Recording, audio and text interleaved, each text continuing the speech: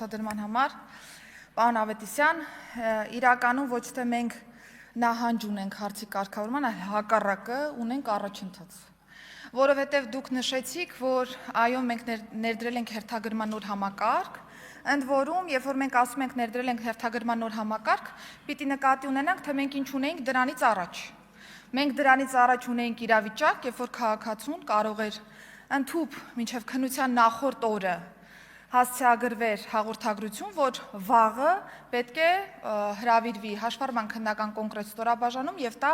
գործնական քննությունը օրինակ։ Մենք այլևս հանել ենք այդ մոտեցումը եւ այժմ քաղաքացին կարող է հերթագրման նոր համակարգով ընտրել թե որտեղ եւ նաեւ որ օրը կարող է հանձնել իր քննությունը, սա կարծում եմ քաղաքացիակենտրոն մեր մոտեցումների շատ վառ դրսևորումն է։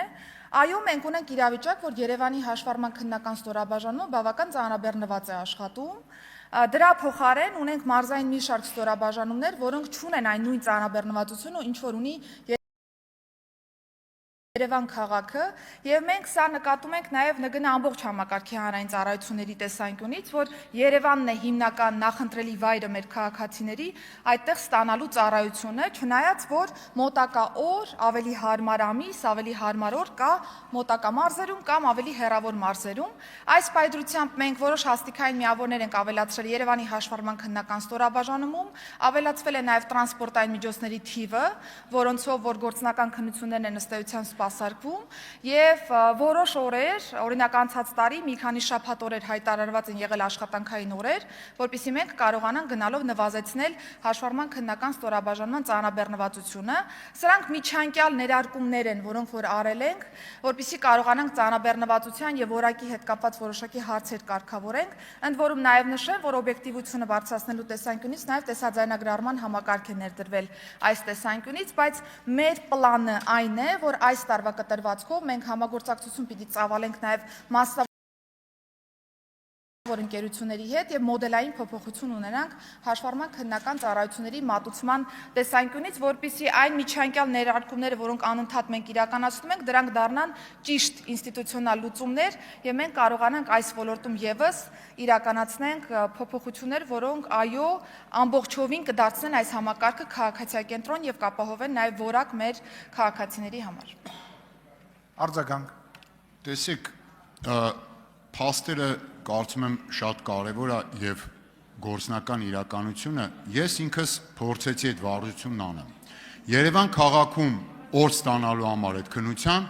օրինակ հունիսի, չգիտեմ ես ինչի, 5 ամիս հետո է տալիս այդ հնարավորությունը։ Ձեր ասած մարզերը, Վայոց ձորի մարզում, ասենք օրինակ ապրիլի վերջ, էլի 2-3 ամիս հետո։ Այսինքն դուք այն ինչ որ ասում եք արել եք, գուցե ինչ որ հարցեր լուծել է, բայց խնդիրը նույն աղագնությամբ այսօր կանգնած է մարդկանց առջև եւ այդ բողոքները պատահական չեն։ Ես ինքս այցելել եմ այդ բաժիններից մեկը Երևան քաղաքի իմ անձնական նաեւ խնդիրը լուծելու համար եւ ես աչքովս տեսել եմ նաեւ թե ինչ է այդտեղ կատարվում։ Այդ կուտակումները, ճիշտ այդ համակարգերը կան, մարդկանց այդ շարժը, հոսքերը, այդ անկառավարելի նաեւ ինչու՞ չէ վիճակը։ Հիմա մեզ լսող հայրենակիցները ձեզանից ակնկալում են, կարծում եմ, այդ թվում ես, շատ կոնկրետ պատասխան, որ այսինչ քայլերը, որ արել ենք, այս երկու քայլներ անելու ենք եւ այս օրվա դրությամբ կամ այս ամսվա դրությամբ այլևս այդ խնդիրը լուծվելու է օբյեկտիվորեն։ Այս սա է պետք ասել։ Պարոն Ավետիսյան, եթե ուշադիր լսեցիք պատասխանս, ես նկարագրեցի այն քայլերը, որոնք արդեն իսկ ձեռնարկված են եւ որոնք էական փոփոխություն են բերել պրակտիկայում, ընդ որում փաստերով։ Ես էլ եմ փաստերի մասին խոսում իմիջիայլոց։ Եվ ես նաև նկարագրեցի, որ այս տարվա կտրվածքով պետք է ինստիտուցիոնալ փոփոխությունների գնանք, որպեսզի հաշվառման քննական ծառայությունների մատուցման մոդելը փոփոխվի։ Մոդելի փոփոխության վերջն արդյունքում մենք կունենանք շատ ավելի բարվոք պայմաններ պաշտպանությունը, այնպես էլ պետական շահերի պաշտպանությունը, այնպես էլ դատախազն ունի բացառիկ լիազորություններ վերացնելու միջդատական վարույթի ընթացքում կայացված որոշումները։ Ձեր թույլտվությամբ ես կանդրադառնամ դրանց եւ հետո հարց ու պատասխանի ձևաչափով արդեն նաեւ կխոսենք քննության ուղղության եւ վեկտորի մասին, որի վերաբերյալ հարց արդեն հնչեց։ Նախ հիշեցնեմ, որ Սահմանադրական դատարանի 2021 թվականի մարտի 26-ի որոշմամբ քրեական օրենսգրքի 300 պրիմ հոդվածը դա սահմանադրական կարգը տապալելն էր, ճանաչվեց Սահմանադրության 78 եւ 79 հոդվածներին հակասող եւ անվավեր։ Սահմանադրական դատարանի որոշման հիման վրա առաջին ատյանի դատարանը 2021 թվականի ապրիլի 6-ին մեղադրյալներ Ռոբերտ Քոչարյանի, Սեյրան Օհանյանի եւ Յուրի Խաչատուրովի նկատմամբ նախկին քրեական օրենսգրքի 300 պրիմ հոդվածի առաջին մասով եւ Արմեն Գևորգյանի նկատմամբ նույն հոդվածի օժանդակության մասով քրեական հետապնդումը դադարեցրեց։ Դատարանը փաստեց, որ հանցագործության դեպքը բացակայում է եւ այդ մասով գործի վարույթը կենթակա է կարճման։ Վերոնշյալ որոշման դեմ բոլոր կողմերը ներկայացրեցին վերաքննիչ բողոք։ Վերաքննիչ բողոքները մերժվեցին, առաջին ատյանի դատարանի դատական ակտը մնաց անփոփոխ։ Վերաքննիչ դատարանի որոշման դեմ վճռաբեկ բողոք ներկայացրեց արդեն գլխավոր դատախազը, խնդրելով բեկ անել ստորադաս դատարանների դատական ակտերը եւ գործն ուղարկել նոր քննության։ Վճռաբեկ դատարանի 2022 թվականի մարտի 18-ի որոշմամբ գլխավոր դատախազի բողոքն ընդունվեց վարույթ։ Վճռաբեկ դատարանը 2024 թվականի հունվարի 19-ի որոշմամբ որոշեց, որ պետք է դիմի Սահմանադրական դատարան նախկին քրեական դատավարության օրենսգրքի մի շարք հոդվածների, դրանք դատավարական հոդվածներ են, ձեր ժամանակը դրա վրա չծախսեմ, այդ հոդվածների սահմանադրականությունը որոշելու նպատակով, որովհետև այդ հոդվածների վերաբերյալ Սահմանադրական դատարանի դիրքորոշումը վճռաբեկ դատարանի համար կարևոր էր գլխավոր դատախազի բողոքին անդրադառնալու համար։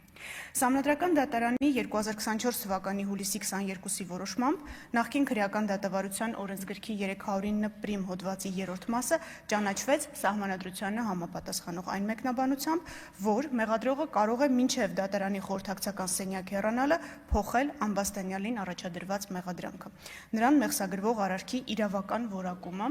Ամբաստանյալի արարքում քրեական օրենքով նախատեսված այլ արարքի հատկանիշների առկայության պարագայում, անկախ դատական քննության ընթացքում ապացույցների հետազոտումից։ Եթե ավելի պարզ լեզվով ասեմ, ինչ է տեղի ունեցել, նախկին հոդվածի վերաբերյալ, երբ Սահմանադրական դատարանը հակասահմանադրականության վերաբերյալ որոշում կայացրեց,